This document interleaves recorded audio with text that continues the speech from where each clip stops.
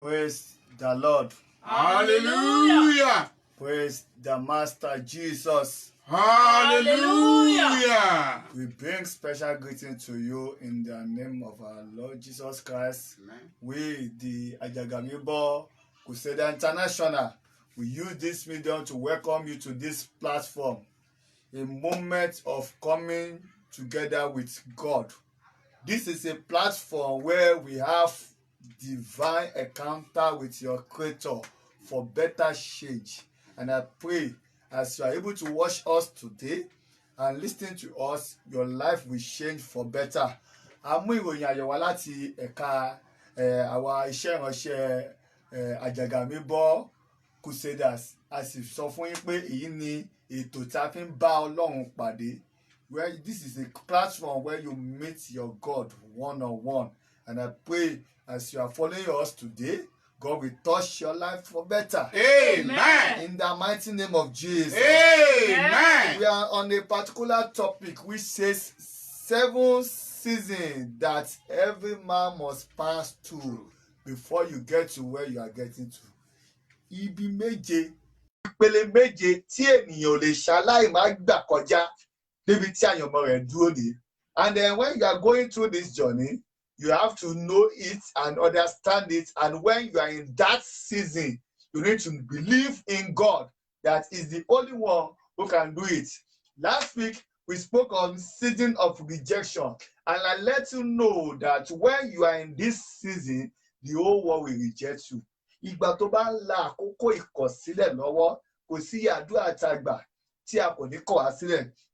A sọ nínú ìwé Mark chapter 15 verse 33 to 34 where Jesus Christ was crying, Eloi, Eloi, lama sabachthani, my God, why thou forsaking me? Ọlọ́run dẹ̀ wo Jésù báyìí, Ọlọ́run dẹ̀ gbójú sẹ́gbẹ̀ẹ́. Náà mọ́mí mò ń sọ fún ẹ lákòókò yìí pé àwọn àkókò kan wà tó máa pàdé ara rẹ, wàá pàdé ara rẹ ní àkókò tó yẹ pé kò sí ìrànlọ́wọ́, kò sí olùdámọ̀ràn, kò sálábẹ̀yìntì, kò sálájọsọ, kò sálábàárò. Ìgbà yẹn náà wàá tún wá pé Jésù tó jẹ́ Jèhófà pàápàá, Olúwa gbójú sẹ́gbẹ̀ẹ́. Ó gbójú sẹ́gbẹ̀ẹ́ tó pé ibi tó ń lọ kò lè ṣàṣeyọrí ni. Ó gbójú sẹ́gbẹ̀ẹ́ tó pé kí ni tó bá wù ẹ́ tó bá gbé ẹ gẹ̀gẹ̀ ò ní débi tó ń lọ. Hallelujah. Hallelujah. Lẹ́nìí, a fẹ́ sọ nípa àkókò ìdánwò, the season of temptation. The season of temptation. And I will be picking my text in the book of James chapter 1, verse 12 and 13. James chapter 1, verse 12 and 13. Blessed is the man that endureth temptation, for when he is tried, he shall receive the crown of life, which the Lord has promised to them that love him. Verse 13. Let no man say he is tempted. I am tempted of God. For God cannot tempted with evil, neither tempted with any man. Ohun tá à ń sọ ni pé kí ẹnikẹ́ni má ṣe sọ wípé Olúwa dán mi wò, torí kí ni Olúwa ò kí ń fi ibi dán wa wò. Hallelujah. Hallelujah. Ire l'Olúwa fi ń dán wa wò. Oh, yes. God tempted us not with evil. As a matter of fact, there are some facts you must know about temptation. There are some facts you need to know about temptation. For you to manifest in life, you need to be tempted. That is the first fact. The first fact you need to know about temptation, temptation is the ladder to manifestation. Temptation is your route to manifestation.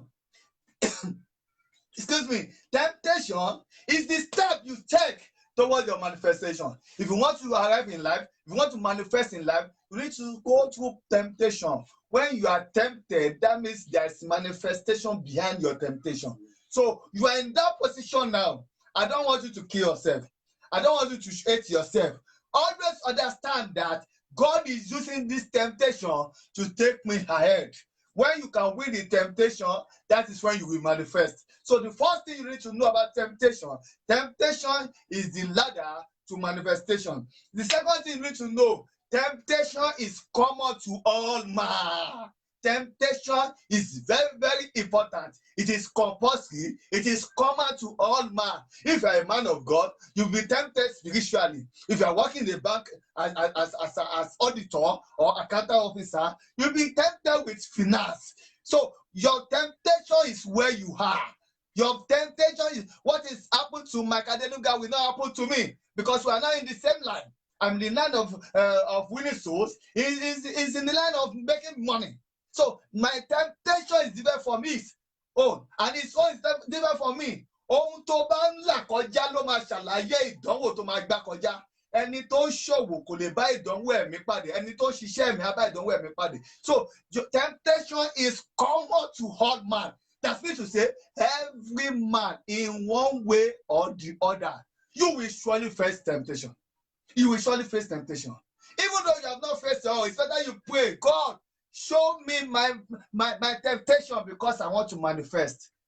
Why will you not face temptation? Everybody wants to prosper in life. If you want to prosper in life, that's a temptation. That's a temptation. It's common to all men. The one you are passing through now, under the power of the living God, you will surely manifest. Amen.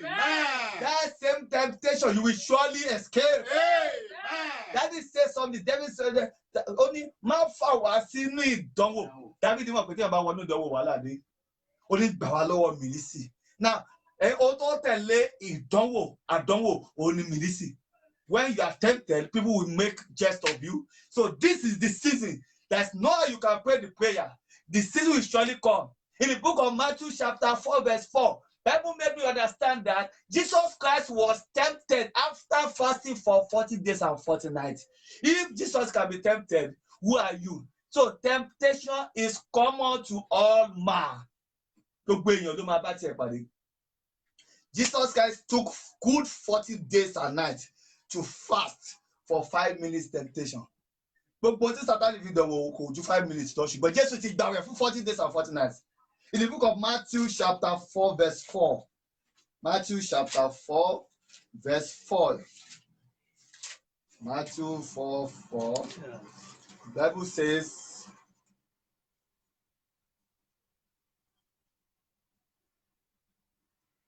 let me start from verse 1.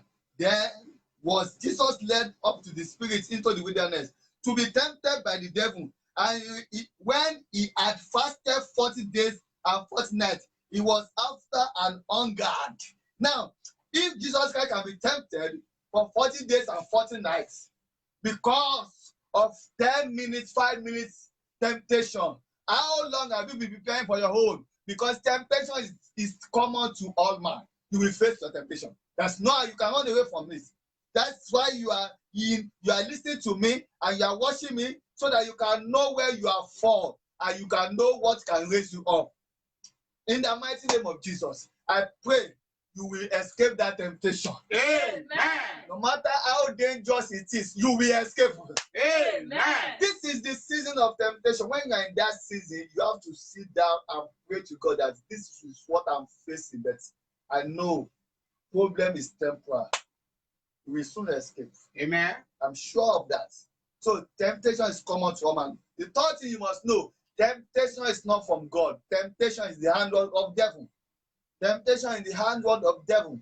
In the book of James chapter 1 verse 13, let no man say when he is tempted, I am tempted of God. For God cannot be tempted with evil, neither tempted he any man. So when you are tempted, don't say you are tempted from God. God will never tempt you. God will never tempt you. The only one who can tempt you is devil. God can test you. Devil will tempt you. What is the meaning of tempt? Tempt means I want you to fall. Test me, I want to raise you up. When you're in primary school or secondary school where you are giving tests, you are giving tests because you want to promote. I mean, yes. So if you are giving tests, test means I will test you so that you can be promoted. Mind you, out of your testimony, the first 4 letters of testimony is test. When you face the test, testimony will come up. So why you don't have testimony is you don't win the test. Amen. Amen. But yeah, everybody should know that temptation is not from God.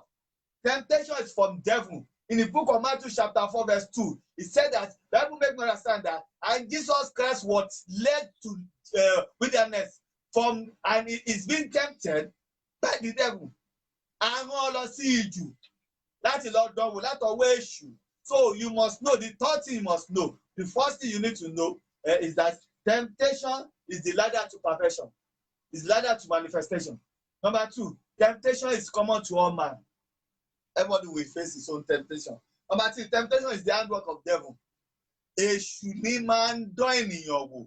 Tó bá rẹ́ni tó ń dán ẹ wò pé ṣèbó lé bí ń pa ẹ́, ó yá jẹ òkúta yìí. Ó yá tó bá ti lè sọ òkúta yìí di àkàrà. Àwọn pé bí ń pa ẹ́, èṣù ni, èṣù ni, èṣù ni. In the book of Matthew chapter 4 verse 1 to 5. Èṣù ni. Onígbà lẹ́yìn Sátánì, gbogbo ogun aláyànlé táyàn mọ́ ògo rẹ láti máa gbé ọ ṣubú.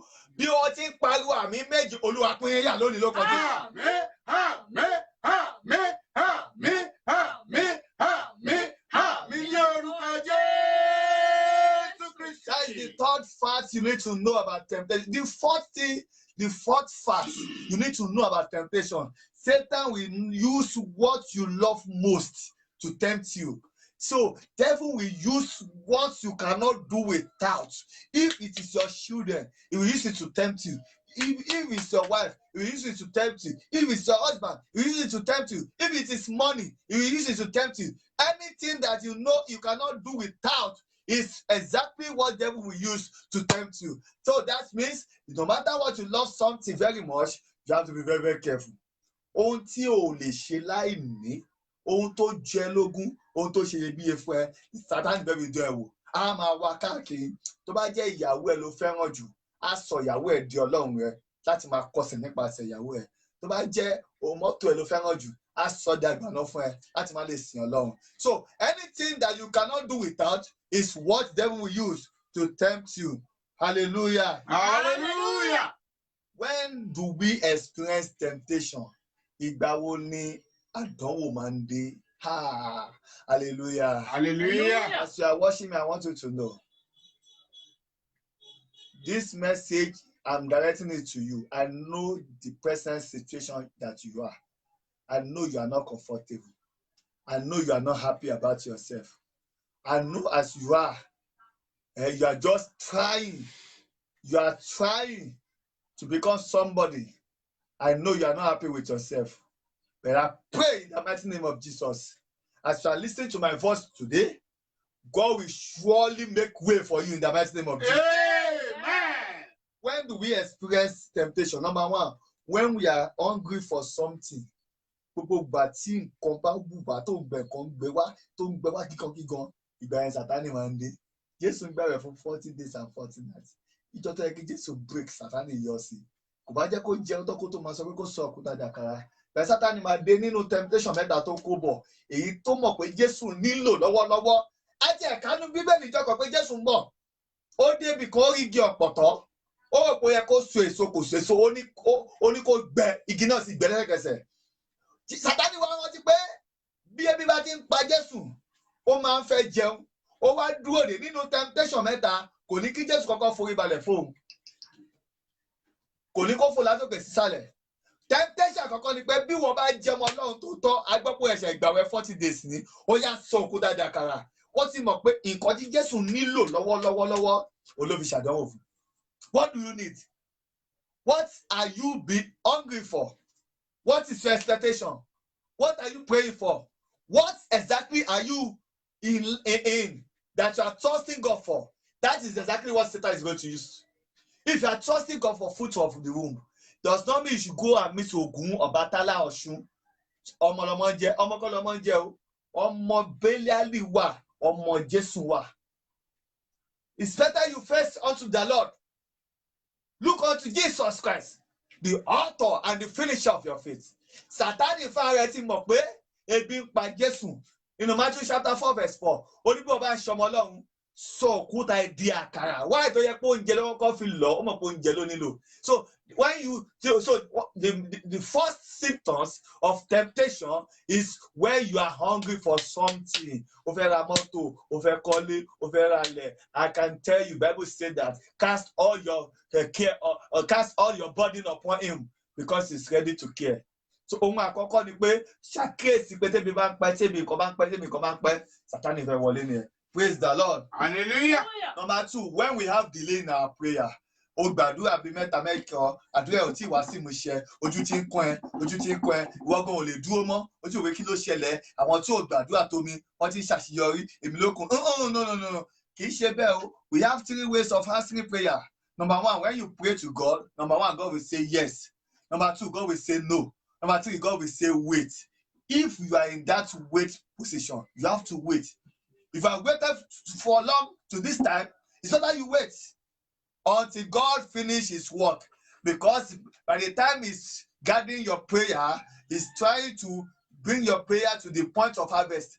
And that prayer that you have prayed so far, as you are listening to my voice, oh, you are going to receive the answer in the mighty name of Jesus. Amen. The third thing you need to know, when you are lack of confidence, tí ìbẹ̀rù bá dé, tí ọkàn ẹ ní ìpòrúru, tọkàn ẹ ti dàrú, Sátánì ti gbé temptation dé. Ṣé má ṣe ni, o tẹ̀rẹ́ ni sọ fún ẹ, o rẹ́ ni bèrè lọ́wọ́ ẹ, ọkàn ẹ wá dàrú, àyà wá ń já, ṣé kí n lọ, ògo owó yẹn dẹ̀ ń táwọn èèyàn bá ṣe, èèyàn kọ́ dẹ̀ ti ṣe o, èèyàn kí n náà ṣe tèmi o. When you are in that condition, devil is at work. Because when you have fear, devil is working. When you have faith, God is working. Nígbà tó bá ń bẹ̀rù, èṣù ń ṣiṣẹ́. Nígbà tó bá nígbàgbọ́, Ọlọ́run ló ń ṣiṣẹ́. So, last thing, when do you experience temptation? When you complain of a thing too much. Tí o bá ti ń complain lórí kankan jù, wàá ṣìṣe lórí ẹ̀. Sátánì á wọlé. Èṣù á lù ẹ́. Kò kú tẹ́ ẹ lọ́rùn. So if a man is complaining about his wife too much, he is going to marry another wife. At the end of the day, he is going to marry to Jezebel and abandon the normal wife. So we have to be very careful about this message. Think very well.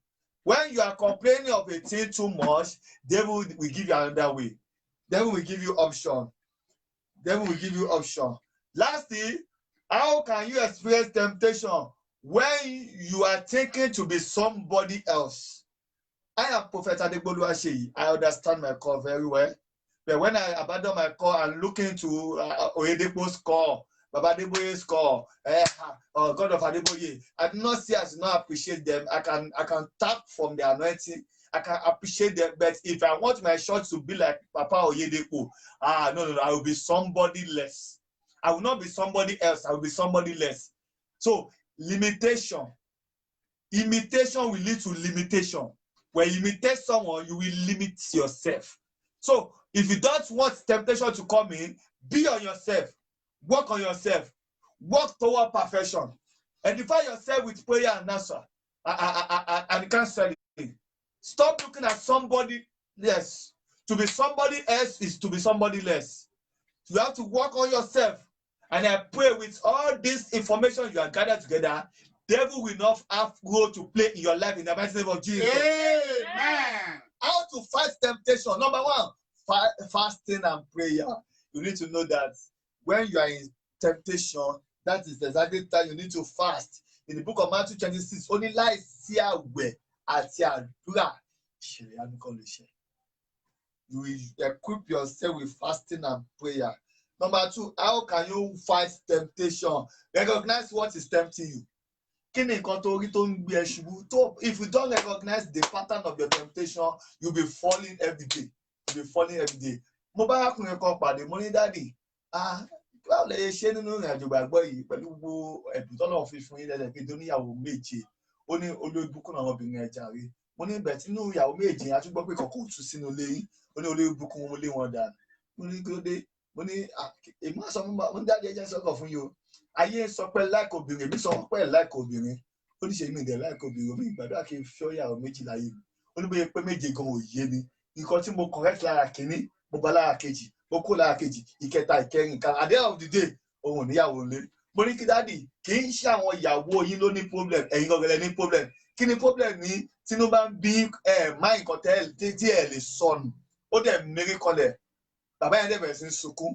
Ó ní ọmọ orí mi tán. Daddy, I told you prophetically, when you are angry, you don't value anything. You believe you can lose anything, you can lose it, you will see it again. So you lose the most righteous, the most loyal person. You have lost them in the battle. Now, ọ̀pọ̀lọpọ̀ wa ò mọ nǹkan tó ń kógun ìjà wá, ogun tó ń jà wá la kò fẹ́ ṣẹ́, kò sí gbógun ẹ ṣe máa ṣẹ́.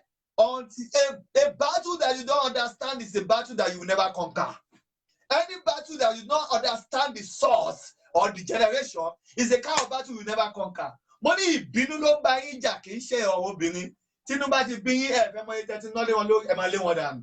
Màá fẹ́ mi, ó lé wọn dànù. Àdé ọ̀gbìnrin ó ti lé méje dànù. Mélòó ló wá fẹ́ fẹ́? Ẹ kò lọ ṣiṣẹ́ lórí ìbínú yín. Work on that pattern. And I pray as you are getting the pattern today, God will support you. Amen. I say God will support you. Amen. Number 3, before I close for today, refuse to give up. Refuse to give up. Even though you fall. Bible suppose to do aṣubú ní ìgbà méje, á dìde padà. Refuse to give up. Let the whole world say there is no way. Tell them that there is way. Lastly, as I'm going, accept Jesus Christ as a Lord and your Savior, so that Holy Ghost can guide you. Those that are led by the Spirit of God are called the sons of God. And I pray today, as you are listening to my voice, that season of temptation is over in the mighty name of Jesus. Amen. Àkókò tó fi ń jagun lọ́wọ́, àkókò yẹn pin lónìí lógo. Ní Jésù Kristi. Your life will never remain the same. Amen. In Jesus' precious name I pray. Amen. Amen. Amen. In Jesus' name. My brother, I welcome you once again, and I appreciate you for listening to us. And I believe you are blessed by this word. Amen. And I pray, may the Spirit of God continue to guide you. Amen. That same season is over in the mighty name of Jesus. Amen. If you want to be our partner or you need prayer and counseling, you can contact us on 080-261-264-25. Visit our Facebook page, Ajagamimbo Crusader International, Oluwaseyi Adegbo. Our YouTube, Adegbo Oluwaseyi. Instagram, Adegbo Oluwaseyi. God bless you as you are watching us. Amen. It shall be well with you. Amen.